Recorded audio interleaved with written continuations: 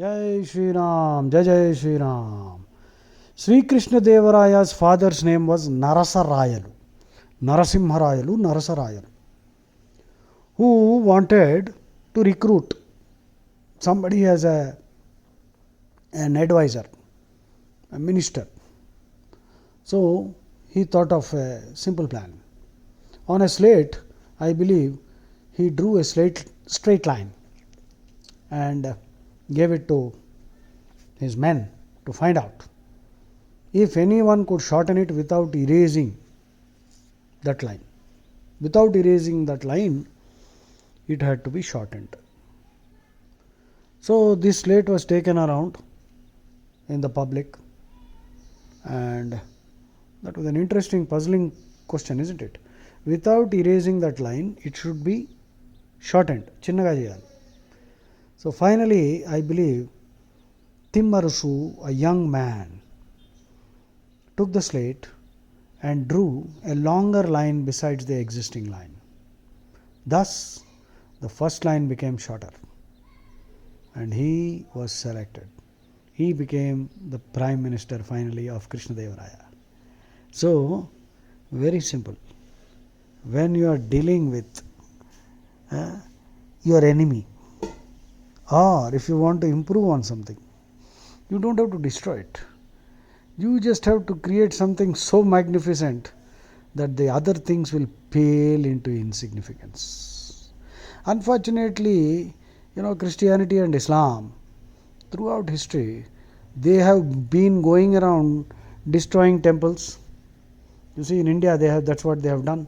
Butchered millions of people. The Hindu Holocaust, Islamic invasions are responsible for 10 times as much as the Jew Holocaust. 8 million Jews are believed to have been killed by Hitler. More than 80 million, in fact, it is considered more than 200 million Hindus have been slaughtered by Islamic invasions. And Christian invasions, Goan Inquisition is a good example. And other genocides also. Winston Churchill is responsible for killing millions of people by denying us grains.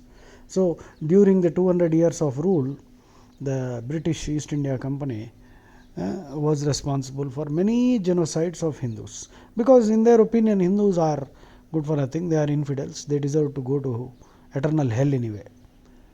Whereas in Hinduism, when we are dealing with our enemy, we don't fall to such disgustingly violent levels. Just draw a bigger line. Now you see this Taj Mahal, which is actually a grand bonda, big bonda, mausoleum, mausoleum, mausoleum. And perhaps Taj Mahal was not constructed by Shah Jahan at all, because P.N. Oak wrote a book.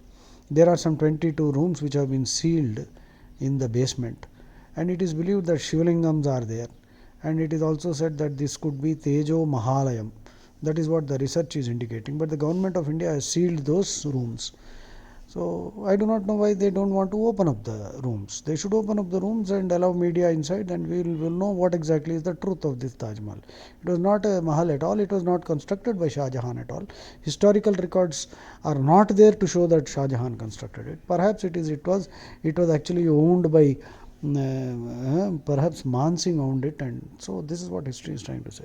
Anyway, now this Taj Mahal is paling into insignificance because of the arrival of the Ram Mandir in Ayodhya.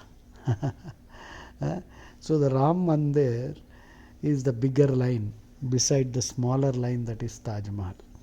So this is a great principle in our life which we should remember and act upon. So if you want to surpass somebody, you don't have to harm and destroy. You do something so magnificent that the other fellow pales into insignificance. Jai Shri Ram.